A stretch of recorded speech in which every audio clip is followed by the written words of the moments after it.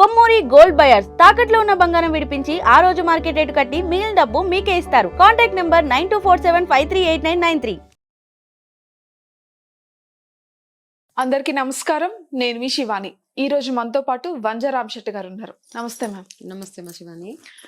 Ma'am, మరి మనకి ఈ న్యూ ఇయర్ రాబోతుంది 2026. అందరు కూడా చాలా వెయిట్ చేస్తూ ఉంటారు. ఈ ఇయర్ ఎలా ఉండబోతుంది ఓవరాల్ గా, లేకపోతే మాకు పర్సనల్ గా ఎలా ఉండబోతుందని ఇలాగా చాలా క్వశ్చన్స్ ఉంటాయి. సో మనము ఈ 2025 తో కంపేర్ చేస్తే 2026 ఎలా ఉండబోతుంది ఓవరాల్ గా ఇయర్, ఏమైనా చేంజెస్ మనం చూడొచ్చా? ఇలా ఒక్కసారి చెప్పండి మాకు. సో నార్మల్ గా మనము ఇది ఆంగ్ల నూతన సంవత్సరం ఒకటి, మనదైతే ఉగాది ఉంటుంది కాబట్టి అప్పుడు మనం సెపరేట్ గా మాట్లాడుకుందాం. మామూలుగా ఈ 2026 ఇయర్ న్యూమరాలజికల్ గా చూసుకున్నా, వేరే ఏ రకంగా చూసుకున్నా ఎట్లా ఉంటుంది అంటే, లాస్ట్ 2025 నంబర్ 9 నంబర్స్ తోటి కనుక మనం చూసినట్టయితే, ఓకే, నంబర్ 9 మార్స్ నెంబర్ అంటే కుజగ్రహం. ఓకే, అయితే ఏంటి, ఫైర్ అన్నమాట. ఎక్కువ చాలా ఫైర్ ఎనర్జీ అంటాం, పవర్ఫుల్ ఎనర్జీ. లాస్ట్ ఇయర్ కూడా సేమ్ థింగ్. ఇప్పుడు నంబర్ 1 సన్ ఎనర్జీ.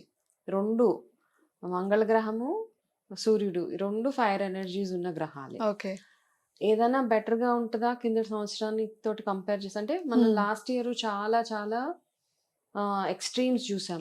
ఏ రకంగా చూసుకున్నా కానీ అన్ని వరదలు అవ్వచ్చు, లేకపోతే కెలామిటీస్ కానీ, ఫైర్ యాక్సిడెంట్స్ కానివ్వచ్చు, గ్రూప్ డెత్స్ కావచ్చు, ఇవన్నీ ఎక్కువగా మనం విన్నాం. ఒకదాని తర్వాత ఒకటి కదా.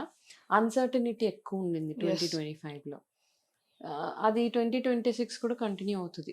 ఓకే, మనకేమి అంటే అందరం ఒక హోప్ తోటి ఉంటాం కదా, 2026 చాలా ఏదో మారుతుంది కాస్త కిందటి సంవత్సరంతో కంపేర్ చేసుకుంటే బెటర్ గా ఉండాలి అని అందరికి ఒక ఆశ ఉంటుంది. కాకపోతే ఏంటంటే ఇంకా ఆ ప్యాటర్న్ కంటిన్యూ అవుతుంది 2026 లో కూడా.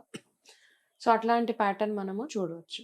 ఓకే, అయితే ఇప్పుడు న్యూమరాలజీతో పాటు గ్రహాలని లింక్ చేసి చూస్తే, నంబర్ 1 సూర్యగ్రహానికి సంబంధించిన నంబర్. కాబట్టి 1 నంబర్ ఎప్పుడైతే వస్తుందో అప్పుడు గవర్నమెంట్స్ లో కానీ, గవర్నమెంట్ సెక్టర్స్ లో ఉన్న వాళ్ళు కానీ, మిగతా వాళ్ళ నంబర్స్ కి సంబంధించి 1 to 9 A date of birth లో పుట్టారో దాన్ని బేస్ చేసుకుని, ఒకవేళ ఈ సన్ ఆ నంబర్ ఏదైతే ఉందో, రెండు ఫ్రెండ్లీ నంబర్స్ అయితే వాళ్ళ గ్రోత్ ఎట్లా ఉంటుంది. ఓకే, ఇప్పుడు సూర్యుడు శని రెండు ఎనిమి నంబర్స్, అవునా? సో శని అంటే 8వ నంబర్ కదా. ఎవరికైతే 8 నంబర్ అండ్ 1 and 8 ఉన్న వాళ్ళకి కొంచెం అప్స్ అండ్ డౌన్స్ అట్లా మనం డీటెయిల్ గా వెళ్దాం ఆ డీటెయిలింగ్ లోకి. బట్ ఓవరాల్ గా చూసుకుంటే గవర్నమెంట్ సెక్టర్స్ లో ఉన్న వాళ్ళు కానీ, పెద్ద పెద్ద లీడర్షిప్ పొజిషన్స్ లో ఉన్న వాళ్ళకి మేజర్ చేంజెస్ ఇయర్ లో రాబోతున్నాయి అన్నమాట.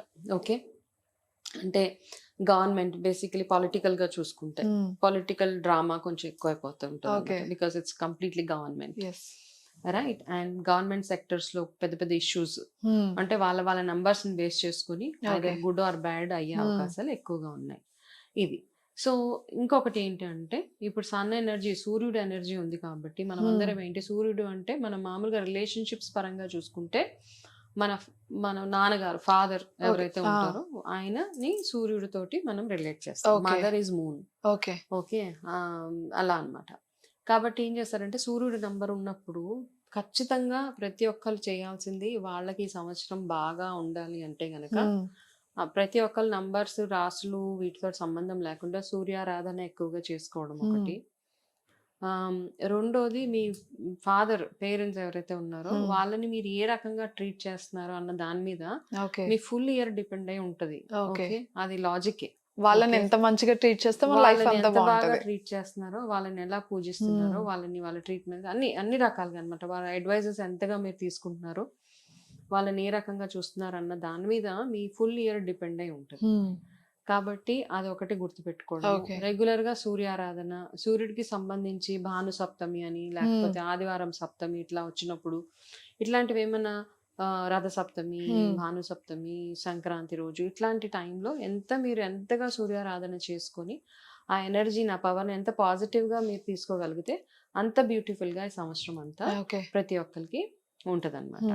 కాబట్టి బేసిక్ చిన్న చిన్నవన్నీ మీరు రెగ్యులర్‌గా చేసే అంటే మామూలుగా గ్రహాలను అనుసరించి చూసినా గానీ ఎవరికైతే ఏళ్ళనాటి శని నడుస్తుందో గ్రహాలన్నిటికీ అధిపతి సూర్యుడే. కాబట్టి మీకు ఎవరికైతే ఏళ్ళనాటి శని అట్లాంటివి నడిచిన వాళ్ళందరూ కూడా ఈ చిన్న చిన్న రెమెడీస్ ఫాలో అవుతూ రెగ్యులర్‌గా మీరు ఏదైతే ఆధ్యాత్మికంగా మీరు ఏవైతే పూజలు అవన్నీ దానాలు ఇవన్నీ చేసుకుంటారో అవన్నీ చేసుకుంటూ వెళ్ళిపోయి గవర్నమెంట్ సెక్టర్స్‌లో ఉన్న వాళ్ళు మాత్రం కొంచెం కేర్‌ఫుల్‌గా ఉండాలి. ఎందుకంటే ఓకే. క్లోజ్ స్క్రూటినీ ఎక్కువుంటదనమాట. మీ మీద అబ్జర్వేషన్ ఎక్కువైపోతా ఉంటది.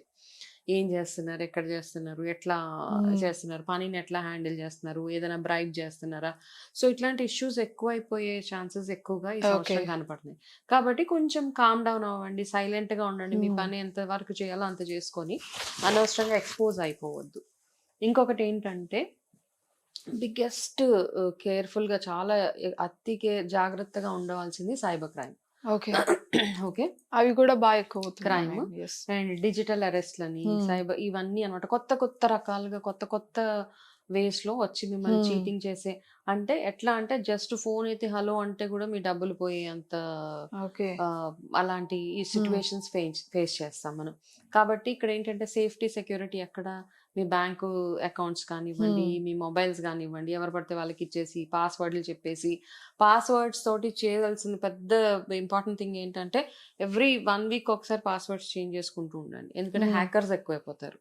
మీ మనీ లాస్ ఎక్కువైపోతూ ఉంటది ఓవరాల్‌గా. అంటే జనరల్‌గా చూసుకుంటే ఇన్ జనరల్‌గా వరల్డ్ వైడ్ ఇట్లాంటి ఇష్యూస్ ఎక్కువగా కనపడుతున్నాయి. ఓకే. సమ్మర్ అతిగా చాలా ఎక్కువగా సమ్మర్ హీట్ ఓకే. అవి ఎక్కువ వెదర్ కండిషన్స్ ఎక్స్‌ట్రీమ్స్ అయిపోతూ ఉంటాయి. కాబట్టి అతి జాగ్రత్తలు అవి తీసుకుంటే ఓకే. సరిపోతుంది. So, okay. మనం చేయాల్సిన రెమెడీస్ చేస్తూ జాగ్రత్తగా తీసుకుంటే yes. It will be cool. అంతే. Okay okay. మ్యామ్. ఏంటంటే మనం చేయాల్సిన పూజలు, రెమెడీస్ జాగ్రత్తగా ఉంటాం. మైండ్‌ఫుల్‌గా ఉన్నప్పుడు ఏంటంటే దానివల్ల మనము చాలా విషయాల నుంచి మనము సేఫ్‌గా బయటపడగలుగుతాం. అంతే మ్యామ్. యాహ్! యాహ్! ఓకే. మరి 2026 ఇయర్ అంతా ఎలా ఉండబోతుందో చాలా చక్కగా చెప్పినందుకు ధన్యవాదాలు. నమస్తే మా.